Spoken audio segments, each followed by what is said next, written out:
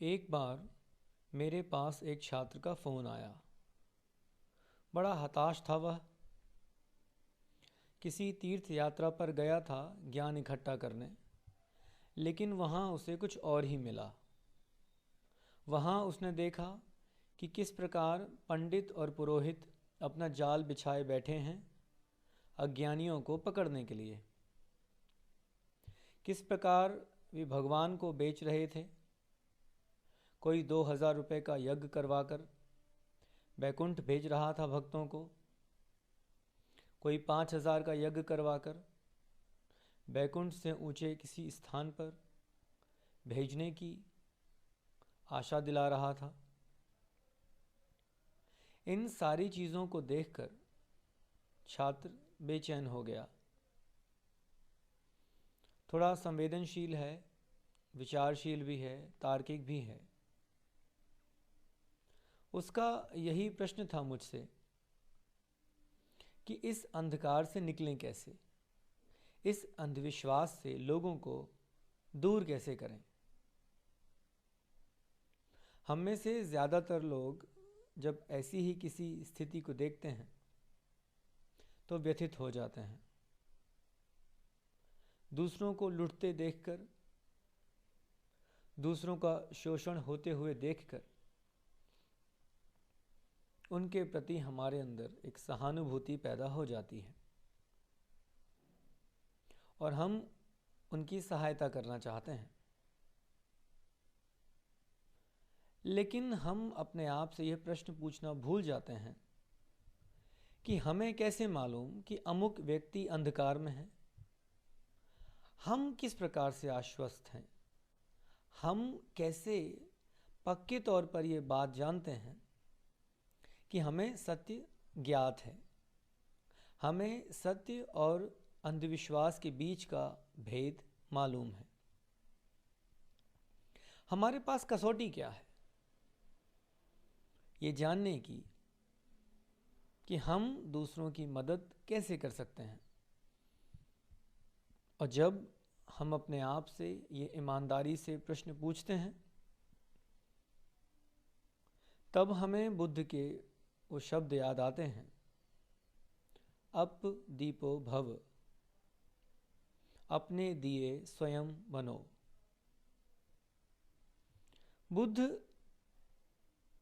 हमें हमारे प्रति हमारा उत्तरदायित्व याद करा रहे हैं।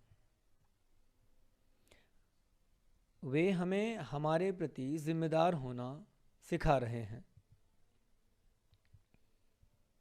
क्योंकि जिसका स्वयं का ही दिया ना जला हो वो दूसरों के अंधकार को कैसे मिटाएगा। जिसने स्वयं ही प्रकाश ना जाना हो वो दूसरों को कैसे अंधकार से बाहर निकालेगा। जो स्वयं ही भटका हो वो दूसरों को मार्ग कैसे दिखाएगा।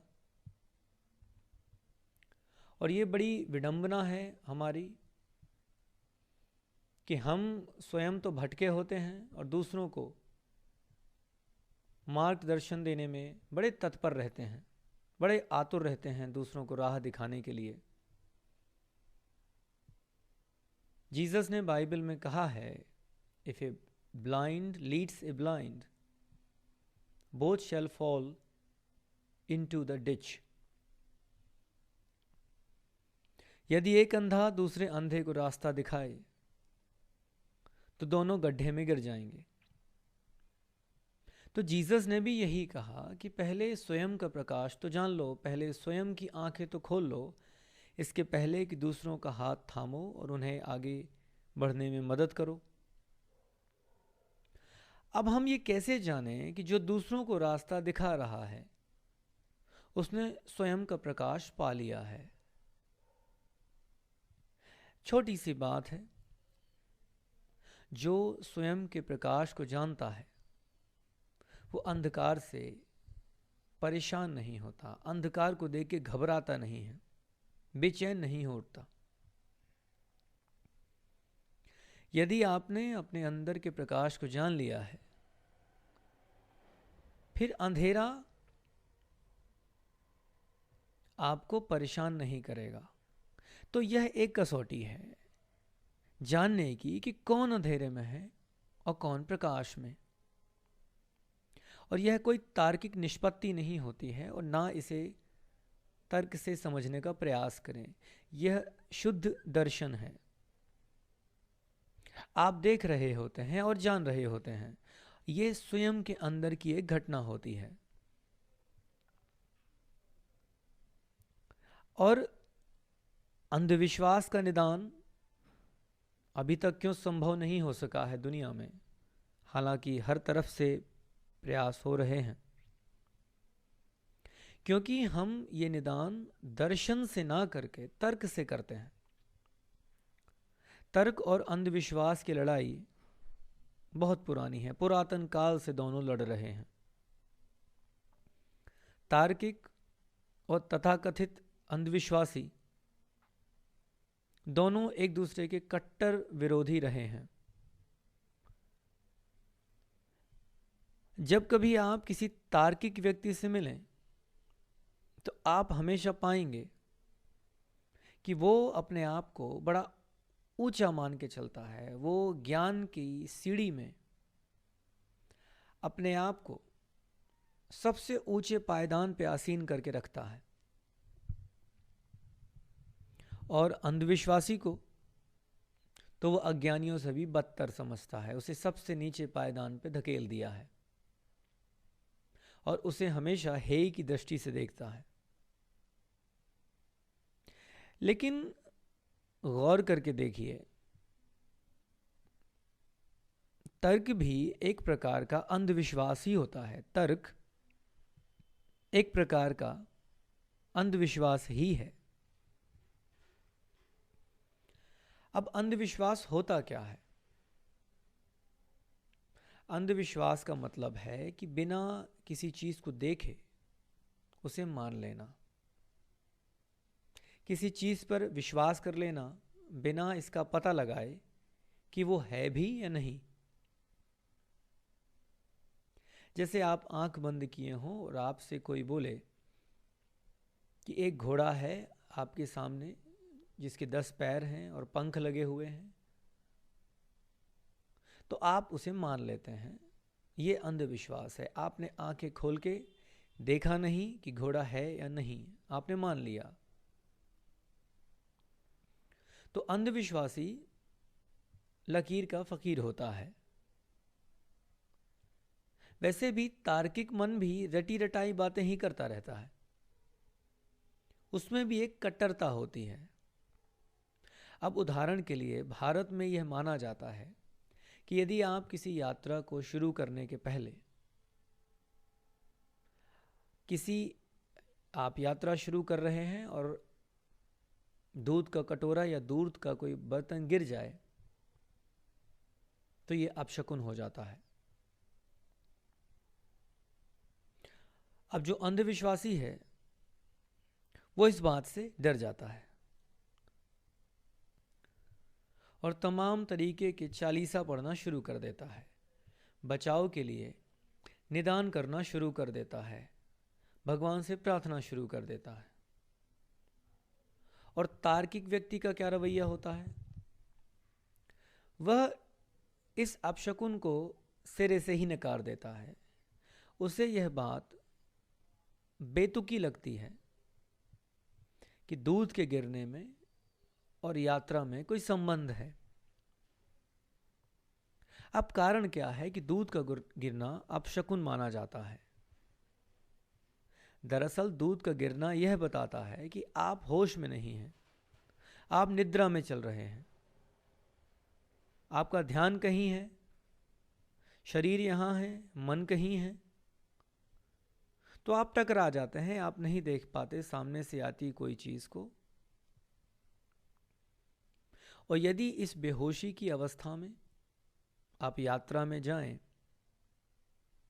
तो बहुत संभावना है कि आप दुर्घटनाग्रस्त हो सकते हैं, क्योंकि आप बेहोश हैं और आप हो सकता है सामने से आती हुई कोई चीज को ना देख पाएं और उससे टकरा जाएं। तो जिन लोगों ने दूध के गिरने को अपशकुन कहा, उन्होंने ये उनका इशारा मात्र इतना था कि जाग जाओ, बेहोशी से बाहर आओ, सचेत हो जाओ। तो अपशकुन कहना एक इशारा था। अब यह बात न अंधविश्वासी जानता है, न तार्किक जानना चाहता है, और दोनों एक दूसरे को गलत सिद्ध करते रहते हैं। अब दूध के गिरने का ये कारण है, इसे अपशकुन माना जाता है। यदि कोई अंधविश्वासी इसे सुन ले तो उसे बड़ा सुकून मिलेगा, बड़ा खुश होगा वो, क्योंकि जिसे वो आज तक सही मान के जीता रहा, उस चीज को एक आधार मिल जाता है, उसके अंधविश्वास को एक सहारा मिल जाता है। जिसको वैज्ञानिक दृष्टि से, तर्क की दृष्टि से नकार दिया गया था, दरअसल वो तो बड़ा अर्थपूर्ण था। अंधविश्वासी ये सोचने लगता है, लेकिन अंधविश्वासी फिर चूक जाता है, क्योंकि अपशकुन कहने का ध्येय तो ये था कि आप जाग जाओ, और ये कारण सुनकर इसे अपनाकर बिना इसकी जांच पड़ताल किए इसको मानने लगना, इसका अनुगमन करने लगना, यह भी बेहोशी ही है। तो एक बेहोशी से दूसरी बेहोशी।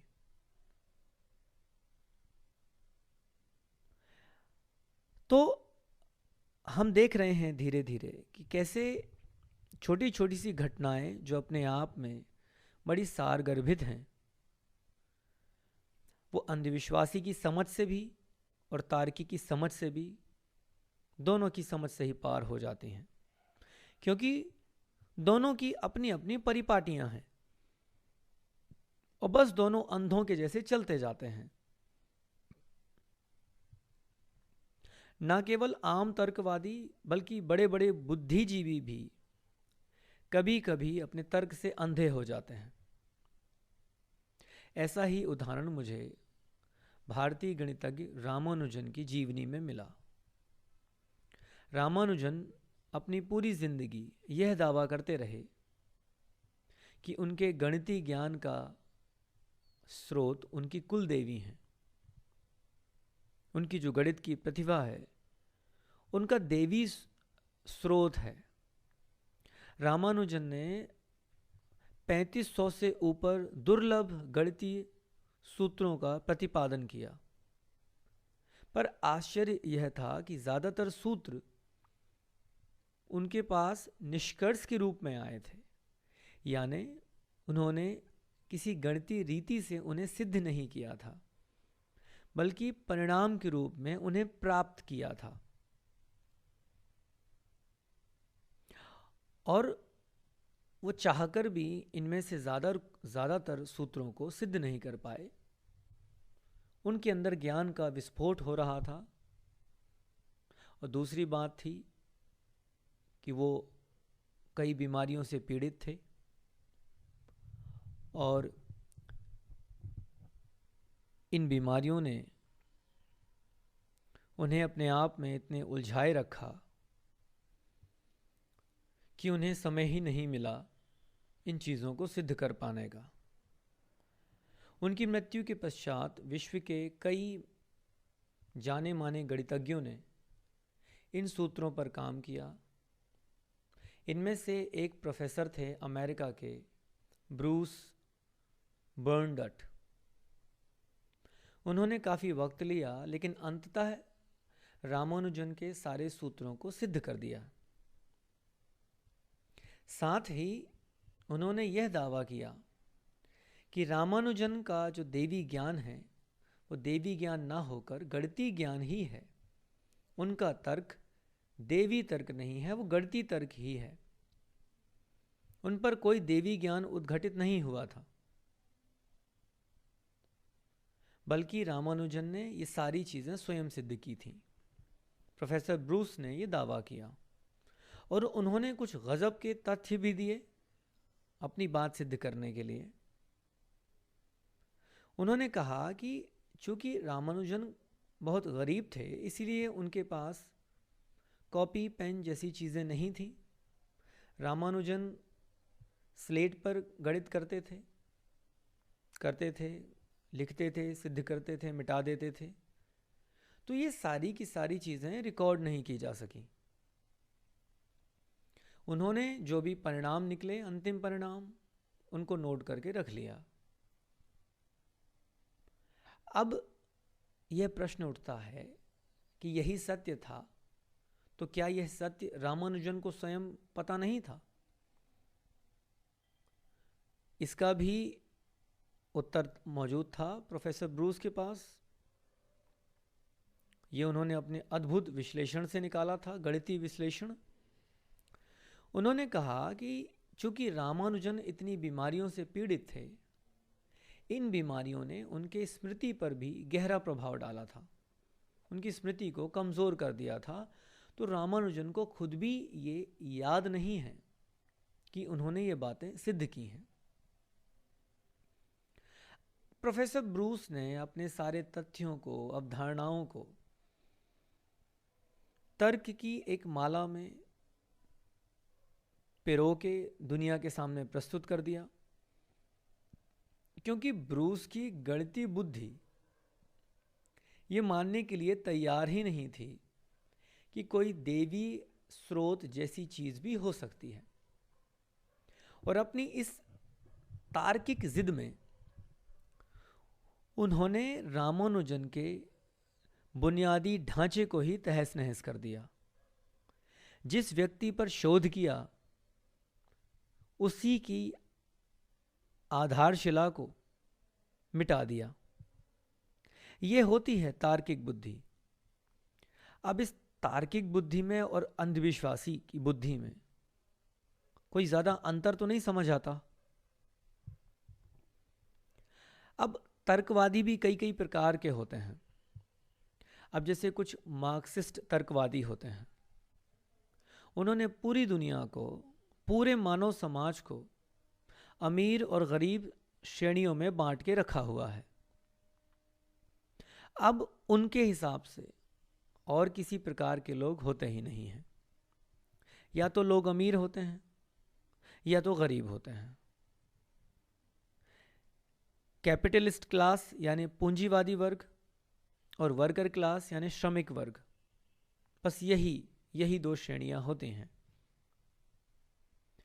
उनके अनुसार अमीर व्यक्ति हमेशा गरीबों का शोषण करता है। वे पूरी दुनिया को इसी दृष्टिकोण से देखना चाहते हैं। अब यह भी तो एक प्रकार की कट्टरता ही है, और वो अपने आप को बदलना ही नहीं चाहते।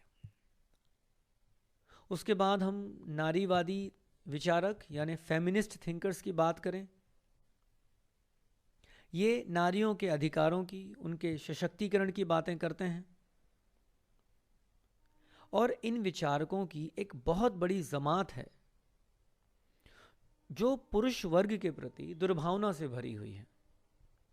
उनके हिसाब से पुरुषों ने हमेशा स्त्रियों का शोषण किया है, उन्हें नुकसान पहुंचाया है। और ये दुर्भावना भी एक प्रकार का अंधविश्वास ही तो है, एक पूर्वाग्रह।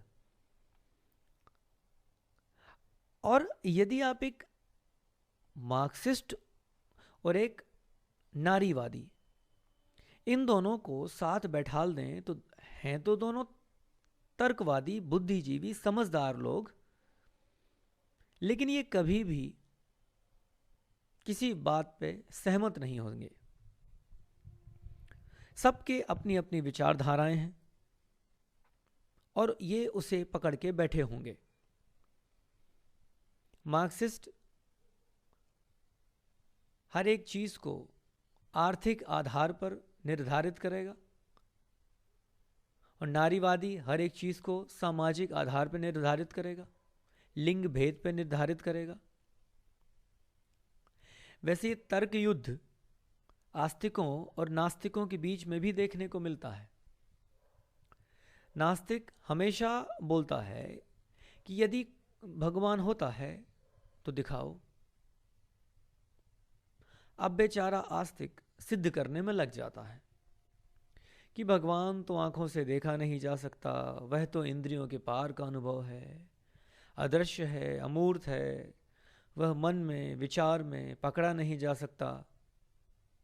और नास्तिक अड़ा है, दिखाओ। नहीं दिखाओगे तो मानूंगा नहीं। अब कभी नास्तिक से पूछो कि यदि आस्तिक को भगवान का अस्तित्व सिद्ध करना जरूरी है, तो नास्तिक को भी भगवान का ना होना सिद्ध करना जरूरी है। सिद्ध करो कि नहीं होता है। अब किसी की उपस्थिति सिद्ध करना तो हमें लगता है तार्किक, लेकिन किसी की अनुपस्थिति सिद्ध करना यह तो थोड़ी नासमझी सी लगती है। मैं एक बार अपने मित्र से बात कर रहा था, तो वे नास्तिक हैं। मैंने कहा जरा सिद्ध करिए कि भगवान नहीं होता है।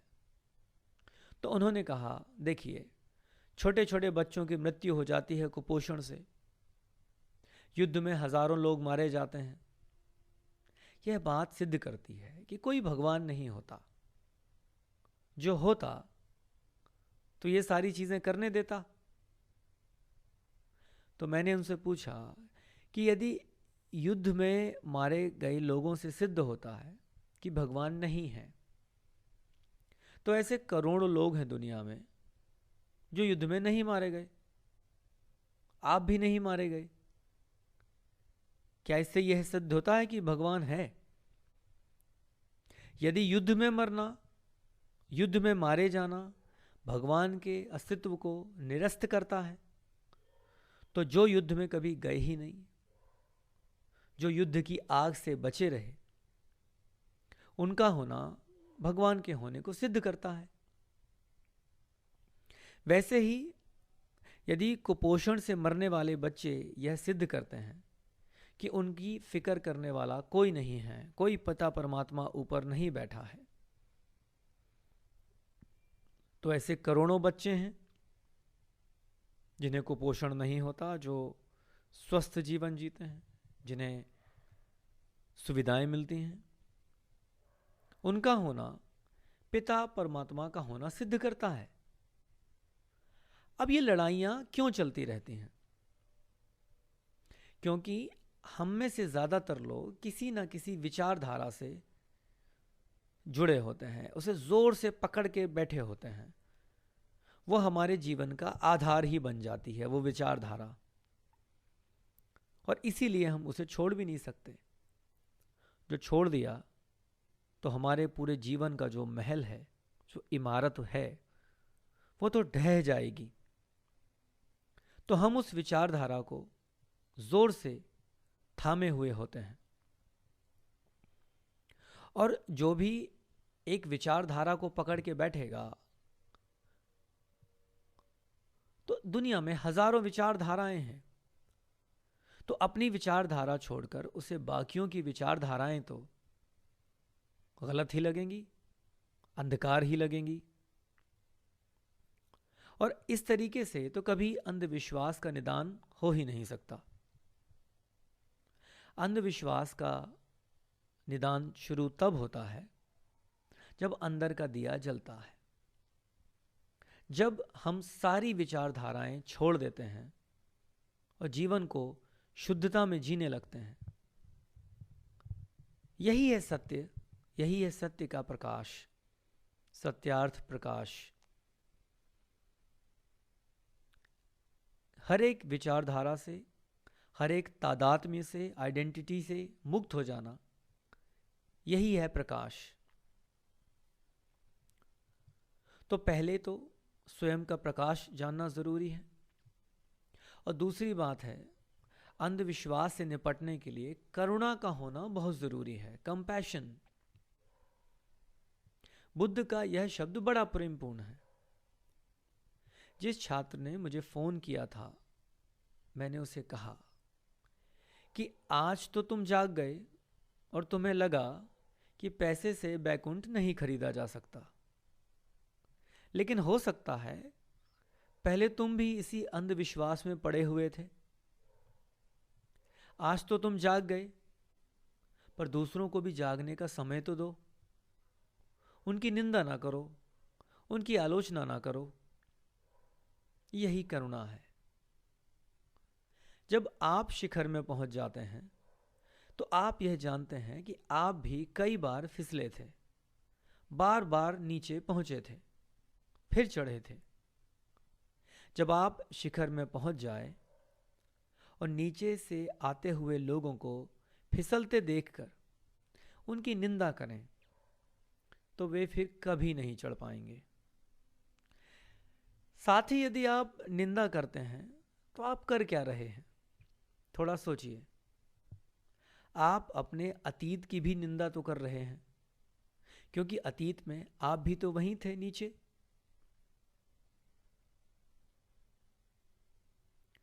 तो तर्क से ज्यादा प्रेम और करुणा मानवता को अंधविश्वास से मुक्त करने के लिए जरूरी है। थम के, रुक के, थोड़ा ठहर के, लोगों को समय देना, लोगों को स्थान देना, बिना निंदा किए उनके अंदर स्वयं समझ पैदा हो, इस प्रकार की परिस्थितियां पैदा करना, कुछ भी उनके ऊपर ना लादना, ना अपने ऊपर लादना। और एक बार मैं फिर दोहराता हूं कि जिन्होंने वाकई प्रकाश को जान लिया है, जिन्होंने अंतस आलोक को जान लिया है, वे कभी भी किसी के अंधेरे से व्यथित नहीं होंगे। हाँ, वे सहायता जरूर करेंगे, उनके द्वार हमेशा खुले रहेंगे। वे अपना प्रकाश बांटने के लिए सदैव तैयार रहेंगे। लेकिन यदि उस प्रकाश को कोई ग्रहण न करना चाहे तो वे उसकी स्वतंत्रता का सम्मान करेंगे। इसीलिए यह बहुत जरूरी है कि हम अपनी पूरी ऊर्जा, पूरा ध्यान स्वयं के विकास में लगाएं। स्वयं का दिया जलाएं सबसे पहले। जिस दिन वह दिया जल गया, फिर आनंद ही आनंद है। केवल तभी और तभी हम दूसरों की मदद कर पाएंगे, दूसरों को अंधकार से मुक्त कर पाएंगे।